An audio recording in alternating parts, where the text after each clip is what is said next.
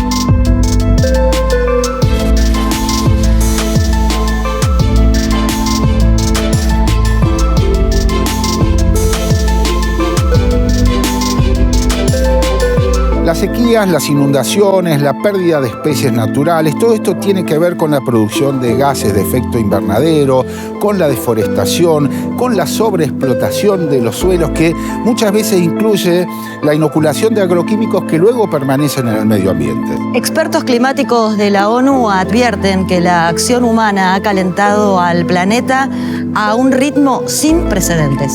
Y según el Banco Mundial, el cambio climático provocará un aumento colosal de la pobreza en el mundo que afectará particularmente a nuestra región. Vamos a dedicar el programa de hoy para hablar de crisis climática porque, lo creamos o no, estamos viviendo un momento de cambios urgentes y de consecuencias irreversibles.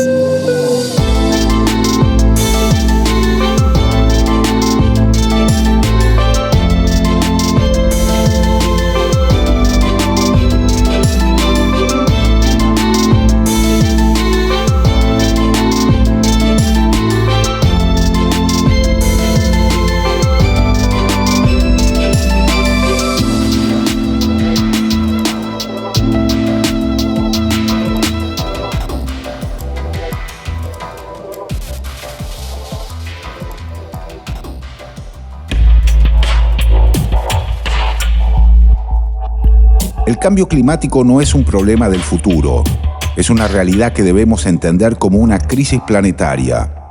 Un estudio de la Facultad de Agronomía de la UBA hizo notar que algunos árboles de la ciudad de Buenos Aires comienzan a brotar hasta un mes antes que 6 décadas atrás por el aumento de la temperatura. Regiones agroproductivas viven sequías marcadas con cauces de agua que se debilitan y desaparecen. También es un hecho el retroceso de los glaciares en la Patagonia y el aumento del nivel del mar que afecta a la costa argentina.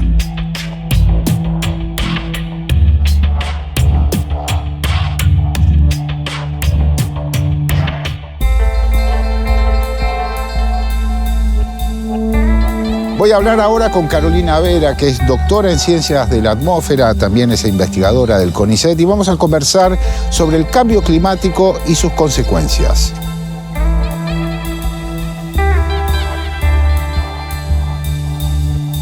¿Cómo definirías al cambio climático? ¿Qué es el cambio climático? Hoy, en el mundo, el cambio climático se refiere a el cambio que las actividades humanas están produciendo en el clima de este planeta. Entonces, en todos lados se entiende eso y principalmente ese cambio se da porque las actividades humanas están incrementando determinados gases que llamamos gases de efecto invernadero en la atmósfera. ¿Cómo sería en un caso concreto, por ejemplo, respecto de una persona que vive en una ciudad? ¿Cuál es el aporte que hace a esa modificación o a ese cambio climático? Como decía, se debe a estos gases. Los gases de efecto invernadero, principalmente el dióxido de carbono. El dióxido de carbono lo emitimos cuando utilizamos combustibles fósiles. Todo lo que sea derivado de petróleo, carbón, emite esos gases. Entonces, cuando nos transportamos, cuando consumimos energía producida por estos gases, también hay otros que están menos responsables, pero tienen un gran poder calorífico y se producen en, por ejemplo, la actividad agrícola, en la ganadería. Por ejemplo, me refiero al metano. El metano, el óxido nitroso, toda la actividad agropecuaria emite esos gases. Pero las personas que vivimos en una ciudad emitimos transportándonos principalmente, usando energía y también dependiendo de nuestros patrones de consumo, ¿no?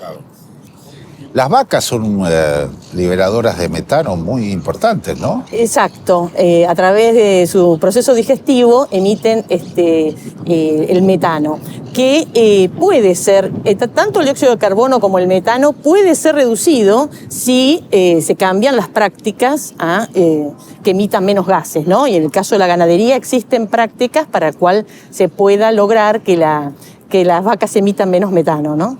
Se ve a veces, yo he visto fotos satelitales, por ejemplo, en los feedlot de captación de gas metano, donde se ve efectivamente que en el feedlot está rojo, o sea... Sí, por eso ahí vos ya te estás metiendo en cosas que son bien relevantes y urgentes, que son las soluciones, ¿no? Y entonces, cómo compensar esas emisiones de gases que hacen, por ejemplo, las vacas, pero principalmente en el mundo es el dióxido de carbono. Nosotros necesitamos la transición energética, es el principal desafío. Por eso el transporte, en este caso ya sea terrestre o aéreo, es el principal responsable. Pero también, ¿por qué ponemos tanto énfasis en la actividad agropecuaria? Porque el metano calienta 30 veces más, entre 20 y 30 veces más que el dióxido de carbono. Entonces, si nosotros lo reducimos, tenemos la posibilidad de reducir el calentamiento global, que es uno de los efectos del cambio climático, más rápido, ¿no? Entonces, por eso, el efecto en el metano. María Estela, cuando se habla del cambio climático, la crisis climática, muchas personas lo toman como algo muy abstracto, ¿no? Pero, sin embargo, tiene una implicancia directa en nuestra vida cotidiana. ¿Es así? Bueno, sí, efectivamente, la crisis climática está vinculada al calentamiento global y los fenómenos extremos cada vez más frecuentes. Y de hecho, en los últimos años lo que hemos visto es el incremento de lluvia y por ende inundaciones, enormes inundaciones en diferentes países del globo, olas de calor y grandes incendios, humedales que se incendian por completo, selvas, la sequía. Bueno, todos esos fenómenos extremos están ligados al cambio climático, pero en realidad la crisis ecológica va más allá porque también involucra la extinción de especies, ¿no? Y con un carácter recursivo, a mayor calentamiento global, mayor extinción de las especies. Está ligado también a esa crisis podríamos decir, a los modelos de consumo, no solo a la cuestión de la obsolescencia precoz, sino al modelo agroalimentario que se instaló en los últimos 30 años, muy ligado a los agrotóxicos y a la concentración de tierras, que también, digamos, los cambios en los usos del suelo son responsables del cambio climático. ¿Qué diferencia hay entre calentamiento global y transformación climática?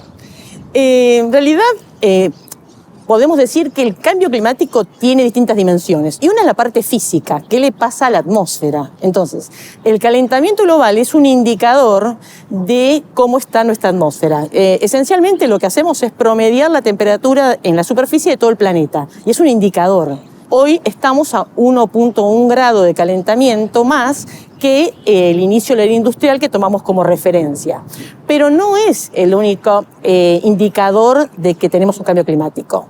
El aumento de las olas de calor, la tendencia también aumento de las temperaturas mínimas, también los cambios que tienen que ver con el agua. En algunas regiones aumenta la precipitación, en otros aumenta la sequía, y otros indicadores muy claves y muy impactantes son el aumento del nivel del mar y el decrecimiento de los glaciares, ¿no? Son todos indicadores de este cambio climático producido por las personas. Voy a hablar ahora con Cecilia Nicolini, que es la Secretaria Nacional de Cambio Climático y Desarrollo Sostenible. Vamos a conversar sobre las políticas que el Estado despliega para la mitigación y la adecuación frente al cambio climático.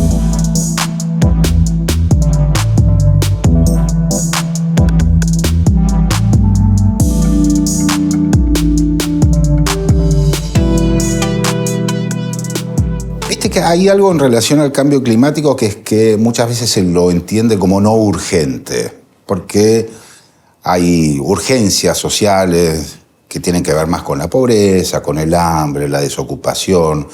¿Cómo explicarías la relación entre los problemas urgentes que se ven en lo social, como estos, la pobreza, desocupación, inflación, y los problemas que devienen del cambio climático? Bueno, un tema que estamos viendo en los últimos años es que antes hablábamos principalmente de cambio climático y ahora el término que usamos es crisis climática.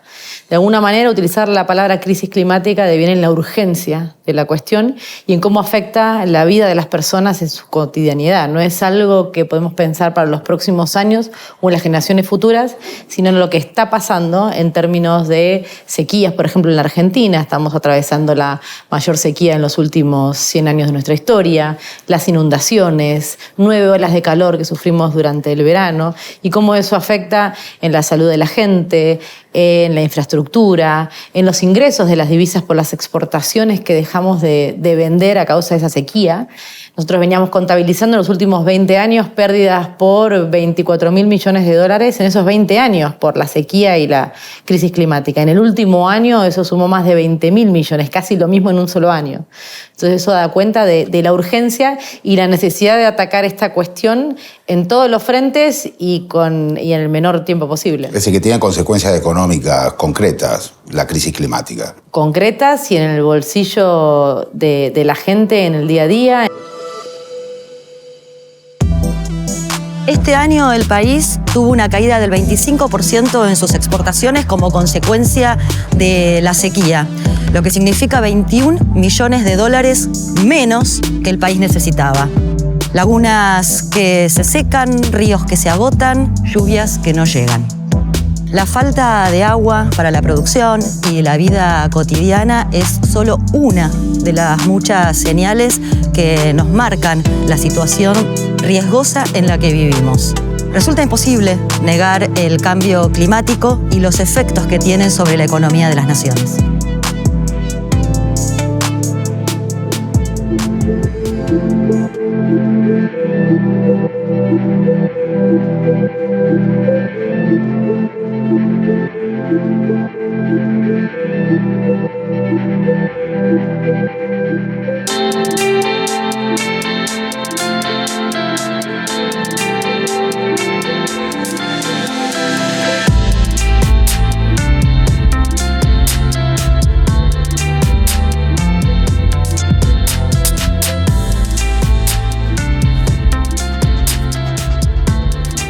Esta laguna hace aproximadamente 10 años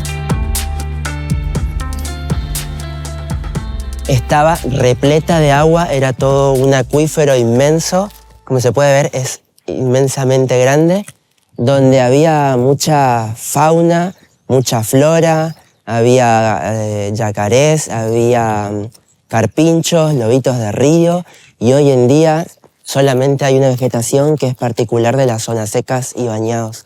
No hay agua, se perdió toda esa fauna que enriquecía incluso los pájaros, que aportan diversidad al ecosistema y que siempre estuvo en equilibrio, digamos, con todo su ambiente. Y hoy en día solamente queda una laguna seca con una o varias especies vegetales que no aportan tanta diversidad como antes sí tenía cuando era una laguna con agua.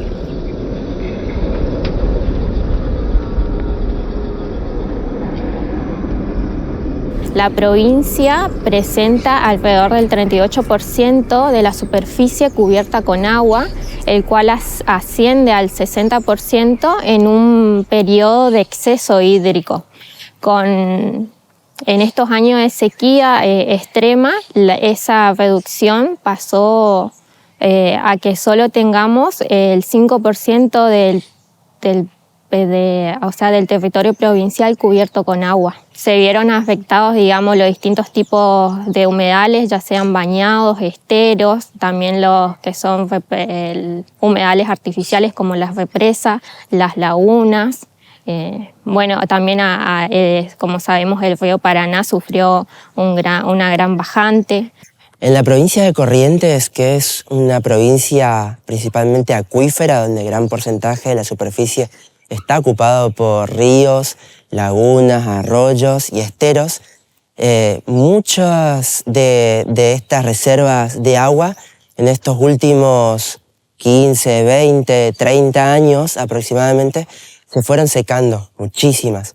Muchas por el cambio climático, el incremento de las temperaturas, la acentuación de las temperaturas, los efectos climáticos que normalmente tenían transiciones normales que ahora están más acentuadas, los calores son mucho más altos, se fueron secando y drenando, y otras muchas por efectos del hombre, por ejemplo, con las forestaciones de pino y eucalipto, que lo que hacen es drenar todas esas lagunas, muchas veces también algunas lagunas por drenaje a propósito, digamos, para acaparar ese territorio de esa laguna para un uso tal vez inmobiliario o algún tipo de uso especulativo, digamos, también fueron perdiéndose inmensas y cientos de lagunas y arroyos que se fueron secando a lo largo de este último tiempo. La sucesión de periodos secos y excesos hídricos tienen un impacto en la disponibilidad de agua. Es así que en estos años de sequía hubo una disminución en cuanto a la cantidad de lagunas con agua y en la superficie que presentan la misma.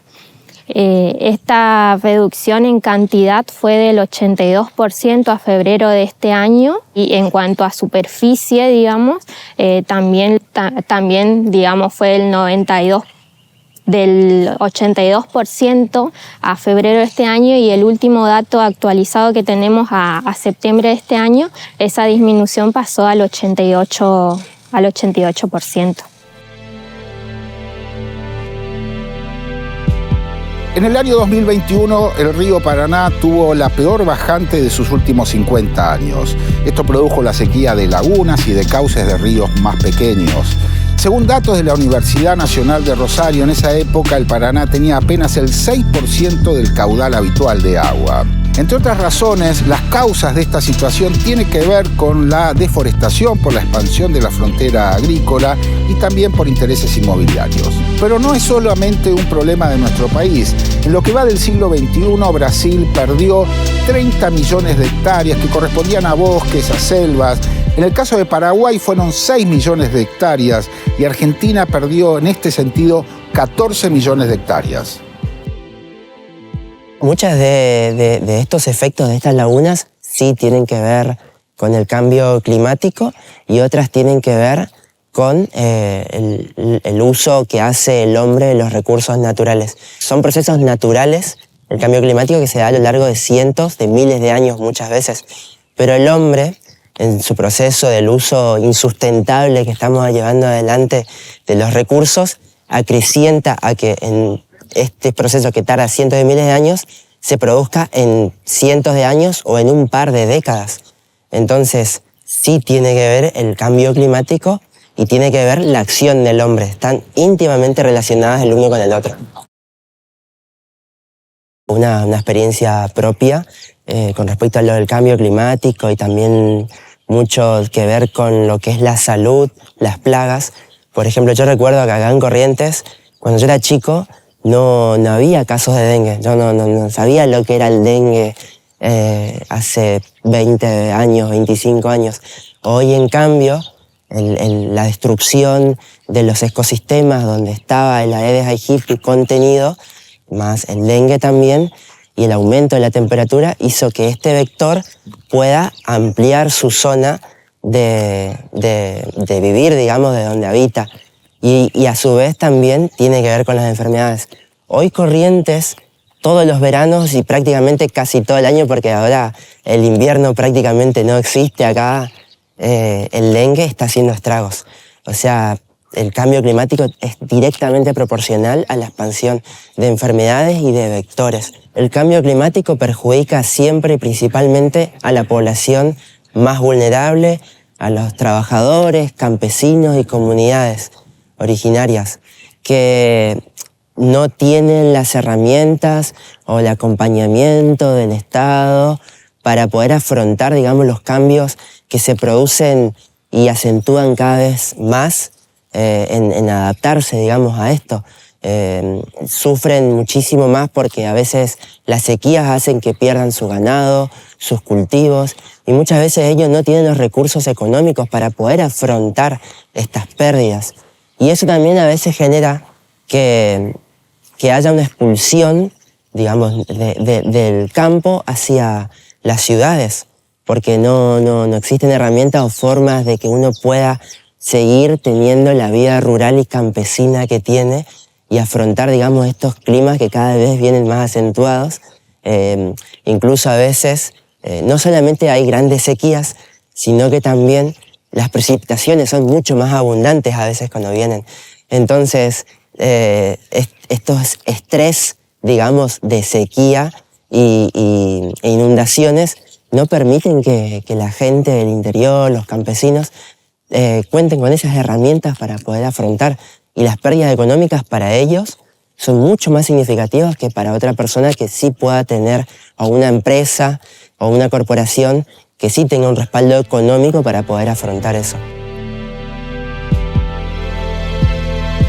Desgraciadamente la crisis climática siempre se ceba con los más vulnerables, los que ya están expuestos a las amenazas por esas vulnerabilidades que tienen, ya sea porque viven en una casa que está a la vera de un río que se desborda con inundación, entonces tiene que mudarse, o se le inunda o pierde todo, ya sea, por ejemplo, las mujeres y las niñas en entornos rurales son las que se dedican en general a proveer el alimento o el agua en sus casas.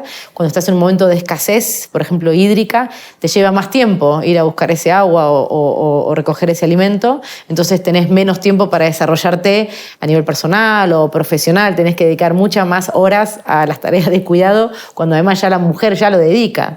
En las olas de calor pasa lo mismo. Cuando tenemos una ola de calor, las personas mayores que tienen una cuestión de salud las pueden afectar hasta llevar también a la muerte. Y vemos también eso en la vida de la gente en las ciudades. Lo vimos acá en Buenos Aires, por ejemplo. En la ciudad de Buenos Aires, una de las ciudades, la ciudad más rica de la Argentina y una de las más desarrolladas de América Latina y del Caribe, cuando vivimos estas olas de calor en el verano, había una diferencia entre 7 y 8 grados entre los barrios en los que vivías. Si vivís en un barrio con mayor poder adquisitivo como Palermo, tenés aproximadamente unos 13 metros cuadrados de zonas verdes cerca de tu casa. Entonces, la sensación térmica es más baja que si vivís, por ejemplo, en Lugano o en San Cristóbal, donde tenés menos de medio metro de zona verde. Entonces, la temperatura, la sensación térmica es mucho más alta. En el mismo día. Entonces, ahí uno se da cuenta cómo realmente el diseño de las políticas públicas y la crisis climática sí importa, sí impacta y hay que tenerlo en cuenta. ¿Crees que hemos llegado a un punto donde ya, más allá de poder mitigar algunas cosas que puedan suceder, como vamos a vivir seguramente este verano, de las olas de calor o que se viven en Europa, las olas de frío, de olas de calor, si estamos preparados, ¿hay alguna forma de mitigar lo que se viene o llegamos a un punto de quiebre donde solamente resta esperar?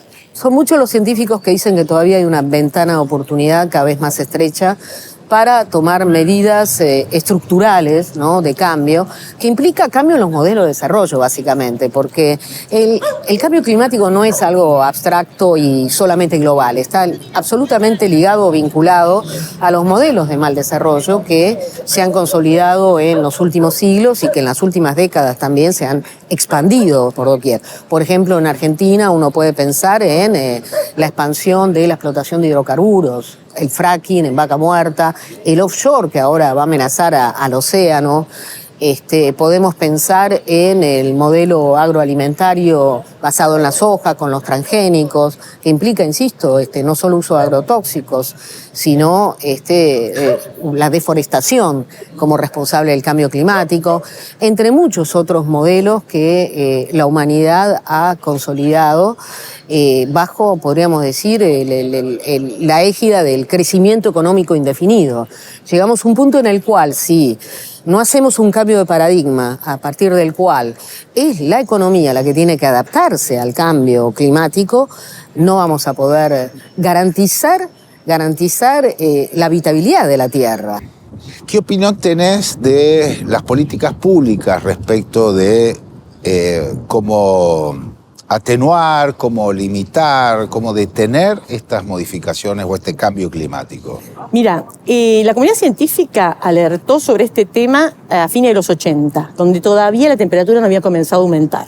Entonces estamos hablando ya de más de 30 años de aviso, el cambio climático va a venir, el cambio climático está acá, ¿no? Entonces hoy el calentamiento global es inequívoco, pero hace ya alrededor de una década se han acelerado las acciones de mitigación del cambio climático, es decir, cómo reducir estos impactos que hemos producido, pero a la vez cómo nos adaptamos a este cambio climático que ya es un hecho, ¿no?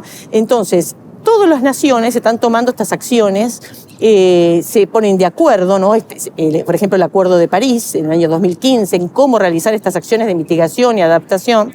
La conclusión es que es bueno que se hayan iniciado, pero es malo la velocidad con la que se están dando y la escala. Todavía las acciones son muy lentas y la escala, ¿no? A nivel global, a nivel nacional, sigue siendo limitada. En ese sentido, ¿qué rol le asignás al Estado frente a esas diferencias que se dan en el impacto de la crisis climática? Bueno, el Estado tiene que garantizar la vida digna en igualdad de condiciones para todos sus habitantes. Eso lo defendemos en la Constitución y es algo que también nosotros creemos, sobre todo de cara a dar respuesta a esta cuestión de la crisis climática. Como decíamos, afecta a los más vulnerables. La crisis climática tiene rostro de pobreza. Entonces el Estado tiene que velar por políticas públicas que puedan generar esas condiciones de vida, que puedan también trabajar con el sector privado para regular todo lo que tiene que ver también con las emisiones, la contaminación, la disposición de residuos. También tiene que trabajar en una infraestructura que sea sostenible. Venimos, por ejemplo, el Ministerio de Obras Públicas acaba de lanzar el Gabinete Ambiental, que justamente lo que propone es que toda la obra pública no sea solamente moles de concreto e infraestructura gris, sino que también incorpore las nociones de adaptación y las nociones climáticas en su desarrollo para que sean más resilientes y puedan proteger mejor a las personas en caso de inundaciones, de olas de calor, que sean más eficientes en términos energéticos. O sea, hay un montón de áreas y de cuestiones en donde el Estado tiene un rol fundamental, porque como decimos, no hay una bala de plata, no hay una sola tecnología, no hay una sola solución para acabar con el problema. Es completamente multidimensional y desde todas las esferas.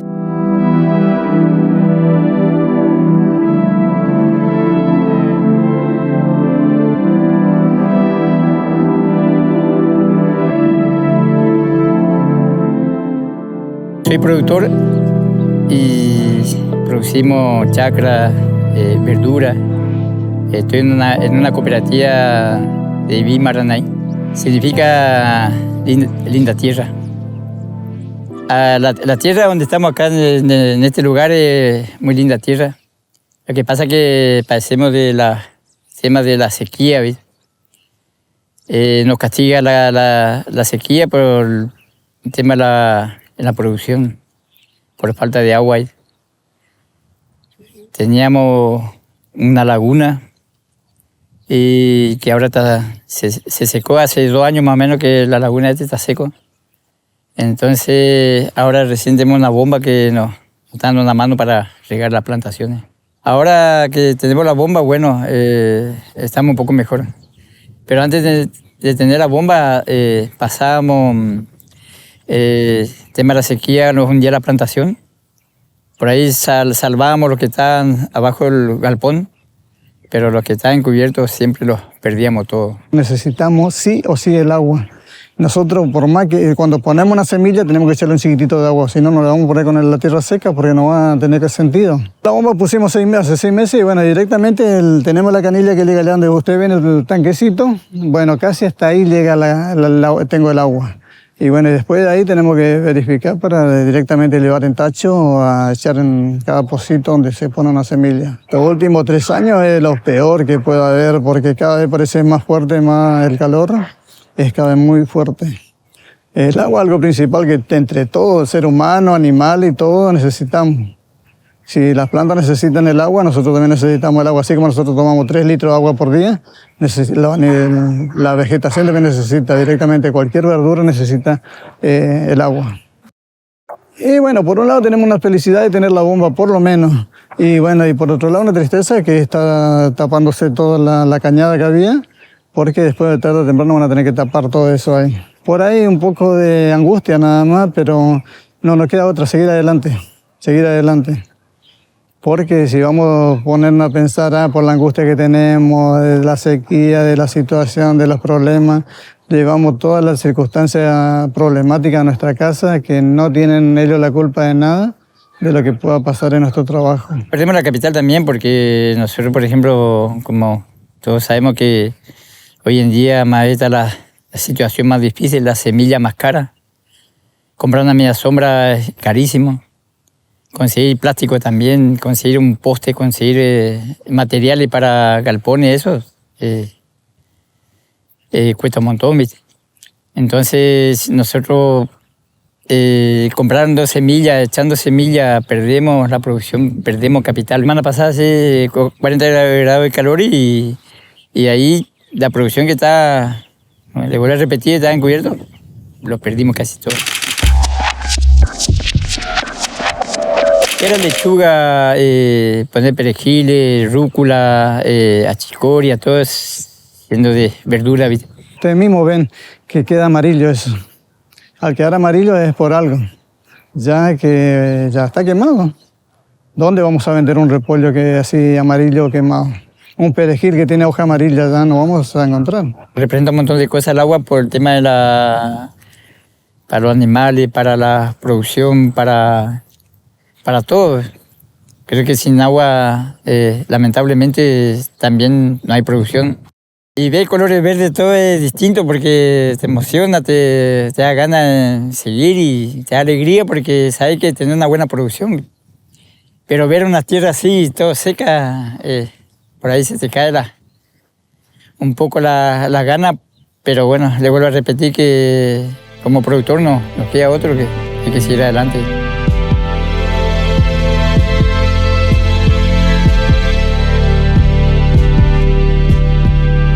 En el año 2016 se firmó el Acuerdo de París, en el que los países que firmaron este acuerdo se comprometen a bajar las emisiones de gases de efecto invernadero para, de esa manera, bajar el calentamiento global.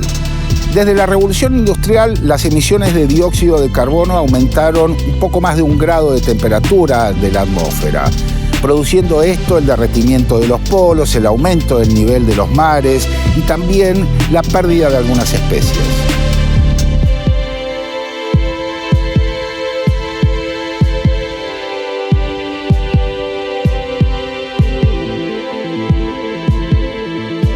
De todo el combo de medidas que se está pensando en el mundo para mitigar o atenuar el cambio climático, ¿cuál te parece que es la medida más eficaz y la que deberían todos los estados estar aportando y trabajando para que esta una sola medida tenga algún tipo de respeto generalizado y un efecto concreto, digamos? Y es la transición energética, no hay duda. Es, por lo que te mencionaba antes del papel dominante del dióxido de carbono y el papel que la producción y consumo de energía tiene en nuestra sociedad.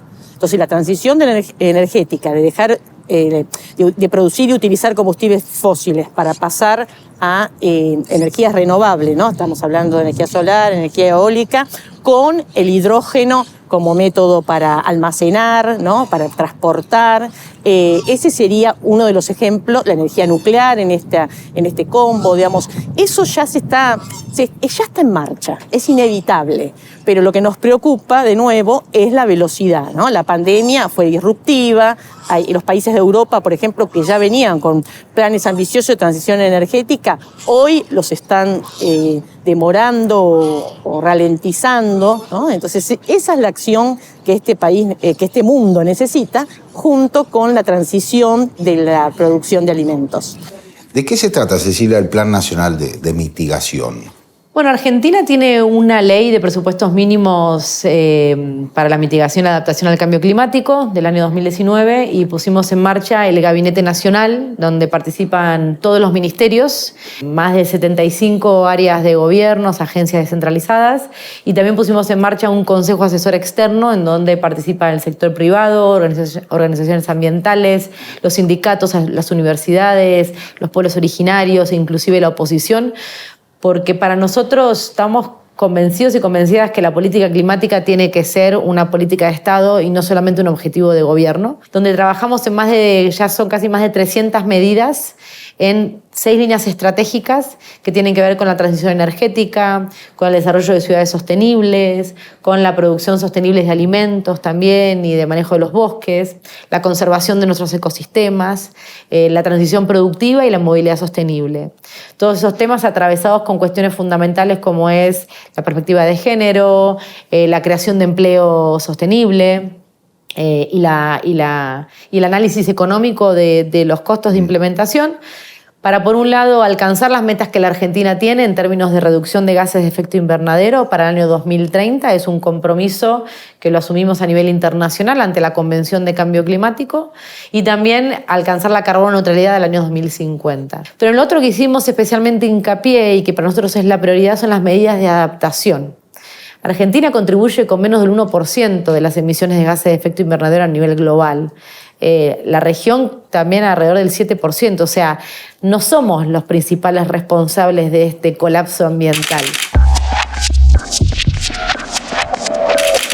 Y sin embargo, por la situación de desigualdad, por las vulnerabilidades, por nuestra posición geográfica, somos los países que estamos más afectados por esta crisis climática, que es responsabilidad de los países más ricos, de los países que se desarrollaron durante 200 años a costa, digamos, de este planeta que tenemos y que tenemos todos que convivir en él.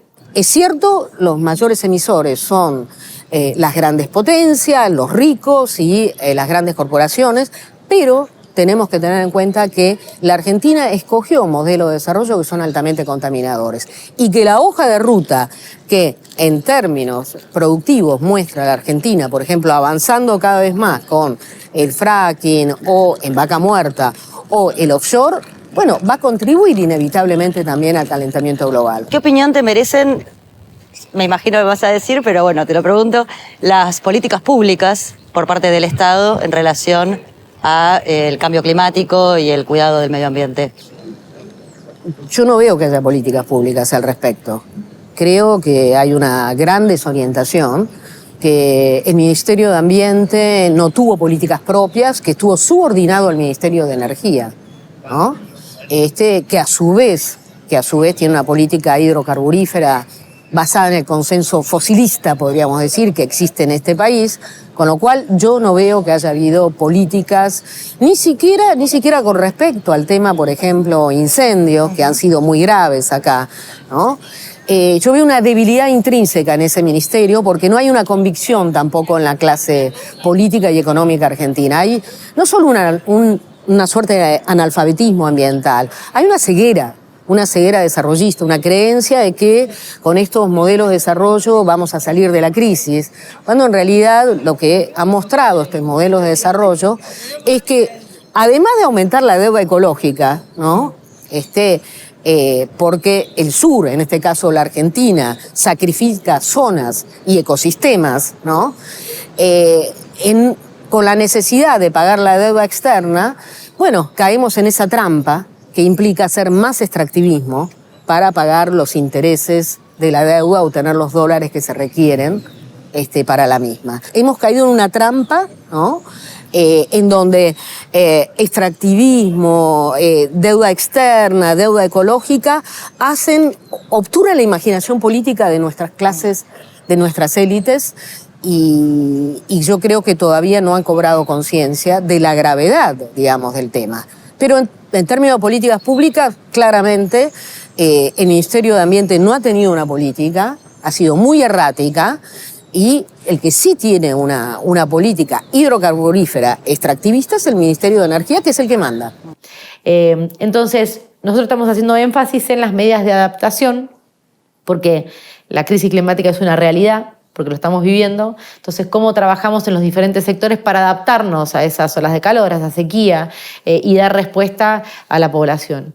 Y fundamentalmente también para analizar, antes decíamos, bueno, ¿cuánto nos va a costar invertir en cumplir con estas medidas? Hoy en día la ecuación es al revés, es ¿cuánto nos va a costar si no cumplimos con estas medidas, si no nos adaptamos a la crisis climática, si no trabajamos en un proceso de decarbonización de nuestra matriz productiva? Y en eso también es donde vamos con una política climática robusta, con un conocimiento de todos los sectores, con el trabajo de todas las áreas y también de las provincias, a negociar a nivel internacional, tanto en los bancos multilaterales como en los foros internacionales, los fondos y el financiamiento necesario para que países como la Argentina, para países como el sur global, que no somos los principales responsables, tengamos ese financiamiento disponible para que la transición sea justa. Bueno, a eso iba también. Hay mucha gente que dice, sí, bueno, el cambio climático, la crisis ecológica existe, pero hay problemas más importantes. El hambre, la pobreza. Entonces, la agenda tiene que estar primero en solucionar eso y después, sin restarle importancia, pero sí como en un orden, ¿no? Sí, bueno, pero en realidad la crisis climática va a generar más pobreza y más hambrunas, además de una gran cantidad de refugiados climáticos que van a tener que desplazarse o abandonar sus casas, sus territorios para ir a lugares más vivibles. Y ante ello, si no hay políticas públicas de contención y de adaptación, es imposible. Por eso digo, la gran apuesta, el gran desafío es articular la justicia social con la justicia ambiental, porque siempre son los más pobres los más afectados por estos problemas ligados a la crisis climática. Y además, siempre lo decimos con otros colegas, el extractivismo, la expansión de modelos de desarrollo que hoy en día son insustentables no han resuelto los problemas de pobreza. Y han generado enormes dependencias, han reprimarizado nuestras economías que exportan commodities, ¿no? Básicamente, y sobre todo han consolidado la dependencia con otros países, con el mercado mundial, con las grandes potencias. Todavía estamos como encerrados en ese imaginario o en esa narrativa desarrollista de los años 70, 80, cuando lo que tenemos que hacer, insisto, es cambiar el paradigma para poder ver esto, ¿no? Que ya está instalado, la crisis ecológica, la crisis climática. Y yo creo que en eso también tienen una gran responsabilidad los economistas. Economistas heterodoxos u ortodoxos coinciden en el consenso fosilista y no han hecho, digamos, en ese sentido, no se han cuestionado sus creencias, no han cuestionado la ideología del desarrollo o del crecimiento infinito, cuando este planeta tiene límites. Y hemos tocado los límites ya naturales y ecológicos del planeta. Y ante eso tenemos que dar una respuesta que, en fin, nos saque de este gran problema. La crisis climática es tan real que provocará un aumento de la pobreza extrema a un 300% en América Latina y el Caribe para el 2030. Por supuesto, las naciones de la región pueden intentar medidas protectoras o preventivas, pero una política real de cuidado del medio ambiente necesita de pactos internacionales y que se cumplan. Los 3 países que más gases contaminantes producen son los más industrializados: China, Estados Unidos e India. Y suelen ser además los grandes ausentes en los debates internacionales sobre este tema.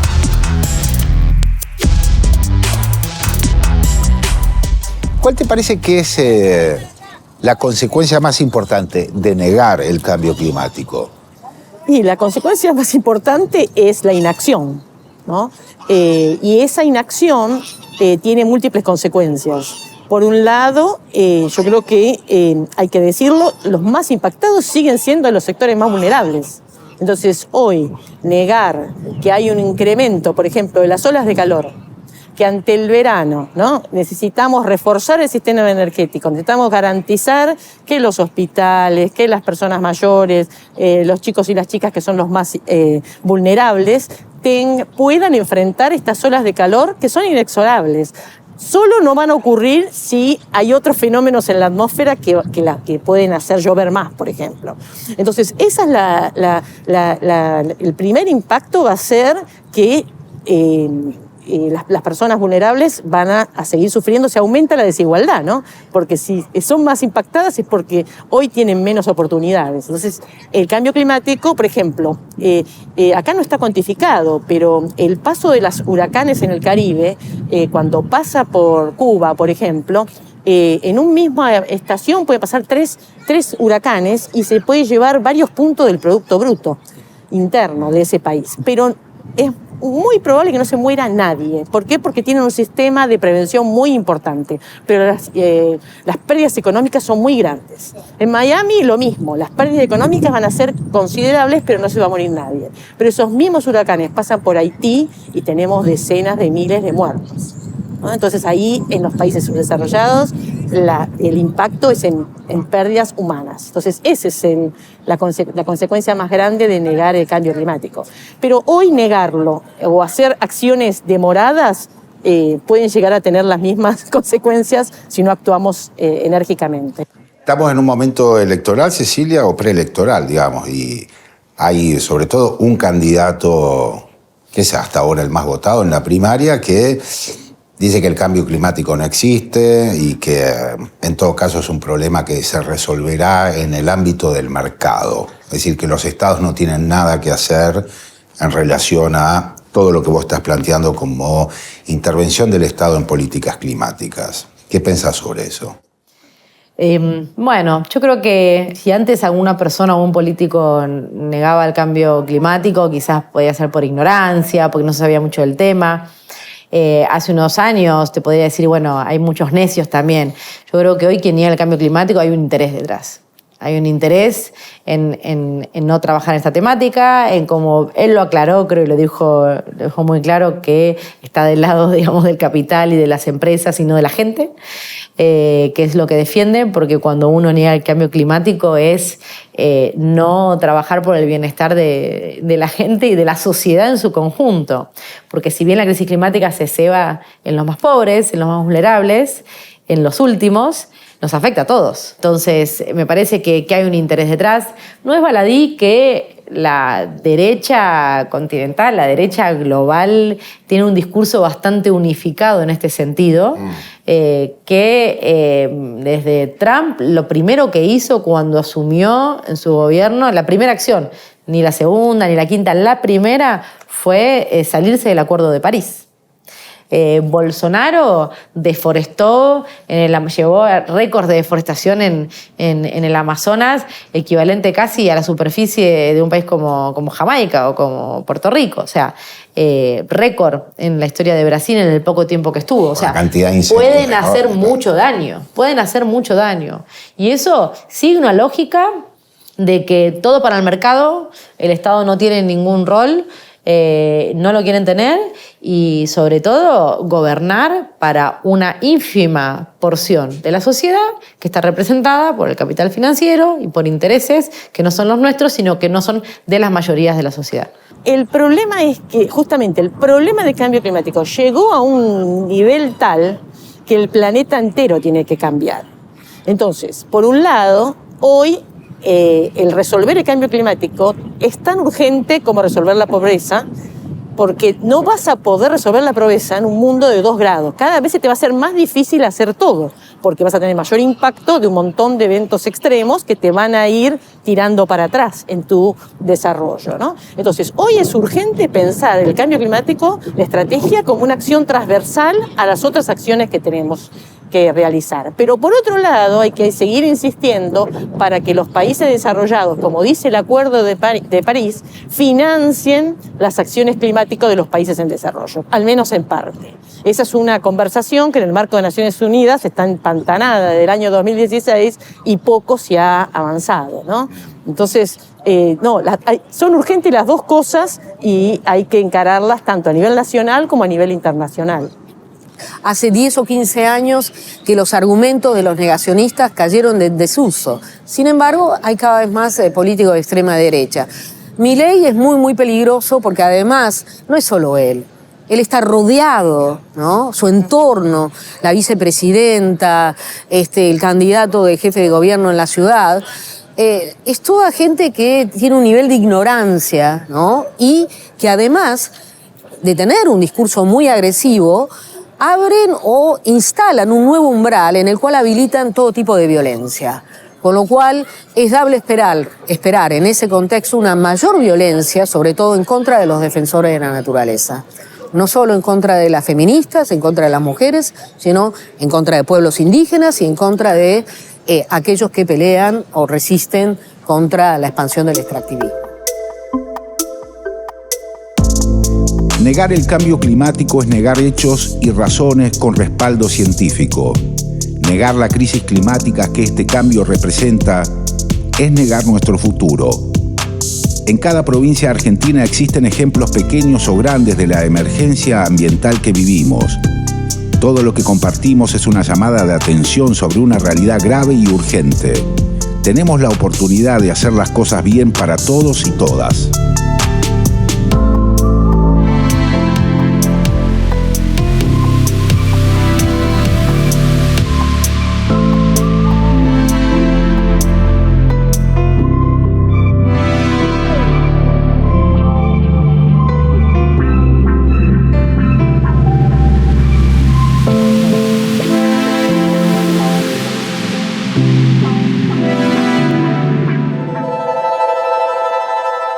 La angustia, cuando vos la vas comiendo y comiendo y comiendo, se va haciendo como callo. Ahí es cuando vos vas perdiendo toda capacidad de reacción. Muchas veces una palabra, la escucha, el decir que no está solo, que no le pasa a esa persona solamente lo que le pasa, es mejor que una pastilla. Nosotros hacemos guardias de 12 horas, durante las cuales atendemos a todos los llamados telefónicos que se hacen a la línea. Ofrecemos contención y orientación cuando la necesitan. Nosotros vimos, sobre todo a partir de la pandemia, un aumento significativo de los niveles de ingreso por guardia, en general por sobreingesta de medicamentos, intentos de suicidio.